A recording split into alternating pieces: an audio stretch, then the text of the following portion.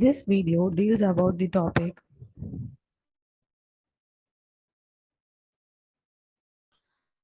Unit 3 Ruins of a Great House, Trek Walcott. Objectives. This unit aims to highlight the focus on poetry. It enables the students to know the poetic nuances and apply them to their daily life. Ruins of the Great House focuses on a history, colonialism, literature, and corruption through power. It's a poem that reveals Walcott's ambivalence towards the culture of Great Britain. At its most dominant in the 18th and 19th centuries, when slavery was a hugely profitable business. Introduction. Queens of a Great House focuses on the history, imperialism, literature, and corruption through power. It's a poem that reveals Walcott's uncertainty about the culture of a Great Britain. At its most prominent in the 18th and 19th century, when slavery was a huge money-making business.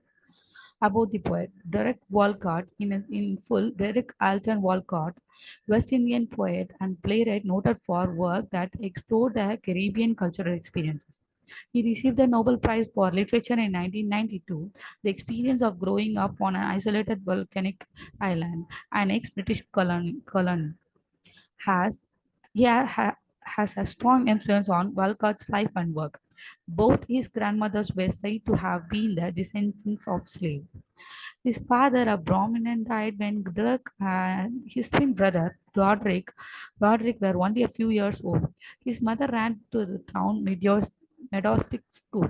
After studying at St. Mary's College on his native island and at the University of the West Indies in Jamaica, Walcott moved in 1953 to Trinidad, where he had worked as a theatre and art critic.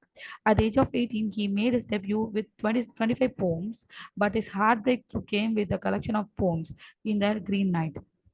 Ruins of Great House by Derek Walcott is both a patriotic and humanistic poem. Here, the poet compares Africa to a great house in ruins. The poet is saying that the long African day is over and the winter and night will soon envelop their lives. The light is now expected and only the ashes remain. The great house was once inhabited by girls who perhaps flitted around the lights at night like moths, but are now part of the same dust once lit by candles. Ashes to ashes, dust to dust. There are lizards living in these ruins, and they are literally sharpened their claws on once where the walls of the house. Nature has taken over again, flowing the brief interruption by the empire. The next summary. The next stanza continues this extended discussion of the decaying empire as a great house in ruin. It marble was made its marble was made up of the places its culture allowed. Classical Greece, the American South, yet this beautiful beauty was deciduous, a term that refers to a plants and that lose their leaves in the fall. And now it is gone. What is left in the lawn overgrown with rough forest? Below the dead and fallen leaves, animals and humans have rotten down to bone. These dead creatures were never good, but rather come from evil days, from evil times. Ruins of great house forces on history, colonialism, literature, and exploring through past. It is poem that reveals workout ambivalence towards culture of the Great Britain as it is most dominant in the 18th and 19th century when slavery was a hugely profitable business. The British colonized much of the Caribbean during in the 17th, 18th, and 19th centuries, setting up vast plantations worked by black slaves who were subjected to abominable cruelties. He is quite naturally repelled by the action of British towards native African peoples, yet has to reconcile the fact that he writes in and is heavily influenced by the English language. So it is the throughout the poem, various quotes and paraphrases from English writers are interested. The effect of the which is both heighten awareness and sharpen contrast. The poem also explores the inevitable tensions arise between masters and slave, perpetrator and victim, history and legacy, and writer and consciousness. Walcott uses metaphor, the metaphorical use of a ruined plantation house as a former empire underpins the narrative. Metonym. The lime fruit is a metonym for a British Empire. Lime plantations were particularly profitable and useful because lime fruits helped the combat the storage of scurvy aboard British naval ships.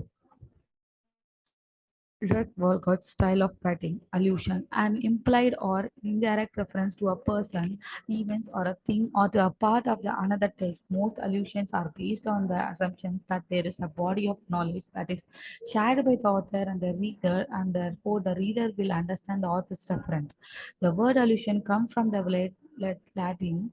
Allusion means a play on words or games and is derived from of the Latin word allude, meaning to play around or to refer to mockingly.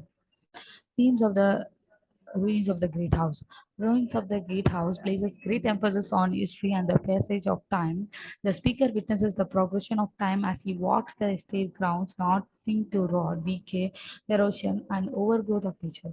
The soil seems to be swallowing up the artifacts left behind.